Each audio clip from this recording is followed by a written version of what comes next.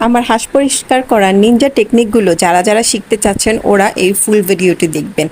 আর যাদের full video দেখতে বিরক্ত লাগবে ওরা ভিডিওটি কাইন্ডলি স্কিপ করবেন। আমি কাউকে বলছি না যে যাদের দেখার ইচ্ছা নেই তারাও দেখবেন। তো চলুন দেখে আসছি কিভাবে আমি নিনজা টেকনিক করে হাঁস পরিষ্কার করেছি এবং রান্না করেছি।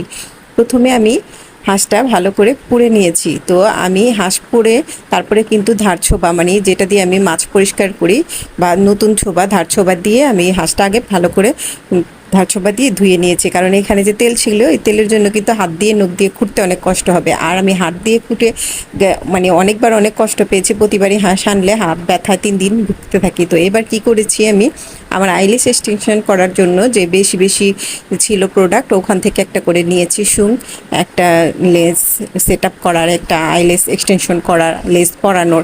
তো ওখান থেকে 4টা সুং নিয়ে ট্রাই করেছি যে কোনটা দিয়ে ইজি প্রসেসে করা যায়। তো আপনারা কষ্ট করে এত দামি দামি সুং নেওয়ার কোনো প্রয়োজন নেই, নর্মালি সুংগুলো যে আছে ওগুলো দিয়ে জাস্ট ওইভাবে ধরে একটা দিয়ে ধরবেন একটা দিয়ে তুলবেন, অনেক সুন্দর কিন্তু হাঁসের লোম পরিষ্কার করা যায়। তো যে আমাকে এই বুদ্ধিটা দিয়েছে আল্লাহ ওর ভালো করুক আমাকে দেওয়ার জন্য। আর আমি আরেকটা নিজের টেকনিক করেছি, গ্রুপ প্লাগ যেভাবে করি না ওইভাবে আমি এভাবে সুতা হাতে পেঁচায়া তারপরে এভাবেও ট্রাই করেছি। এটাও সুন্দর, অনেক ইজি প্রসেসে উঠে, কিন্তু এটা একটু গিন লাগে। সুতার মুখটা তো আমি মাথাটা আমার মুখে ধরে রাখি, তারপর দূরে থেকেই করেছি, কিন্তু তারপরেও কেমন জানি দোগদা লাগে, এর জন্য আমি এই সুতা দিয়ে আর গ্রুপ প্লাগের মতো করে তুলিনি। কিন্তু এটাও অনেক সুন্দর প্রসেস, সুন্দরভাবে কিন্তু তোলা যায়, চাইলে এভাবে করতে পারেন। তারপর বাকি কাজগুলো সুং দিয়ে পরিষ্কার করেছি। এখন এত বড় হাঁস দেখেন সে নিতেও জায়গা আসে না। তো আমি এটা কিভাবে বুঝাবো আপনাদের, ভিডিও দেখে কিন্তু অনেক সময় বোঝানো যায় না। তো আমি কি বললাম আমার হাজব্যান্ডে যে তুমি আমাকে হাঁসটা কেটে দাও। তো স্যার বসেছে হাঁসটা কেটে দেওয়ার জন্য, সুন্দর কেটে দিয়ে আমাকে পরিষ্কার করে দিয়ে শুক্রবার দিন সেদিন ও আবার বাইরে কাজ আসতে চলে যাবো। মা অমনি আমার ভাইয়া আসছে, হ্যাঁ দেখে বেউস হয়ে গেল উঠার জন্য।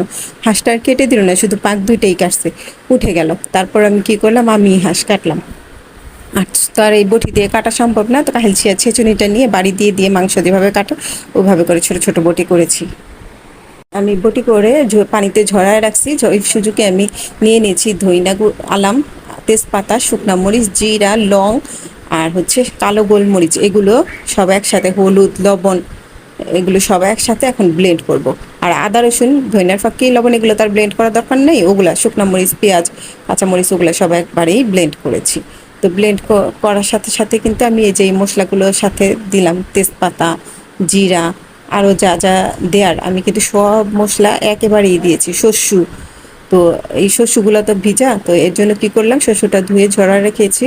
এখন এই যে শুকনা মশলাগুলো এই ব্লেন্ডার আগে ব্লেন্ড করে নিয়েছি, তারপরে কিন্তু আমি ভিজা মশলাগুলো দিয়ে দিলাম, পেঁয়াজ, কাঁচামরিচ আর হচ্ছে আপনার শস্য, ধোয়া শস্যটা।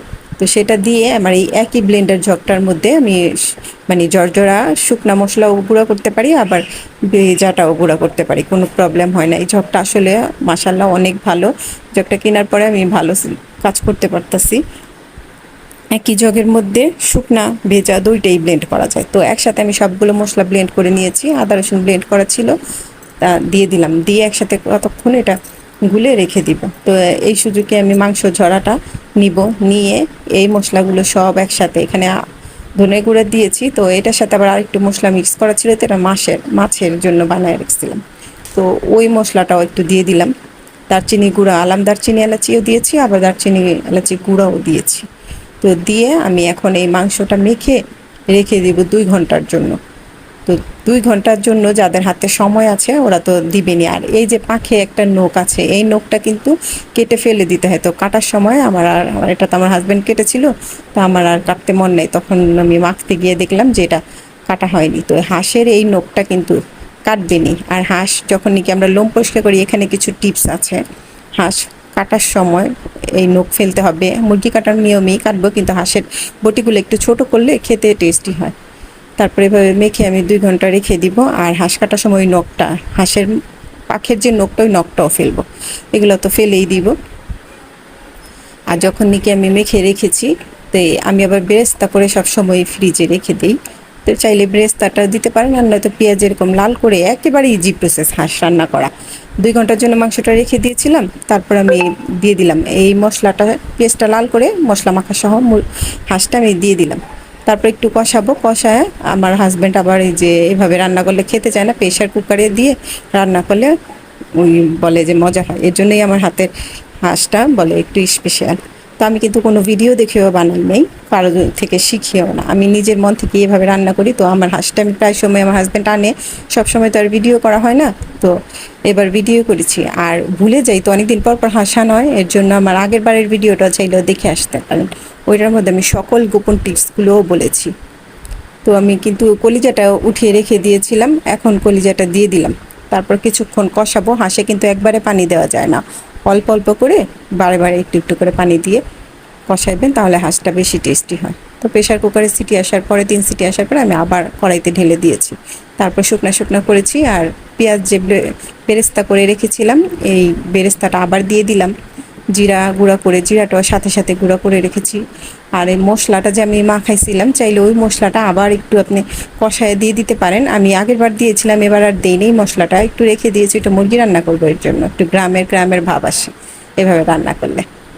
তারপর চালের রুটি বানিয়ে দিলাম, আমার হাজব্যান্ড তো সেই মহা খুশি। তো এভাবে রান্না করে হাজব্যান্ডরাও খাওয়াবেন, নিজেও খাবেন, মাঝে মধ্যে একটু ভিন্ন টেস্ট পাওয়া যায়। সবাই ভালো থাকবেন, আল্লাহ হাফেজ।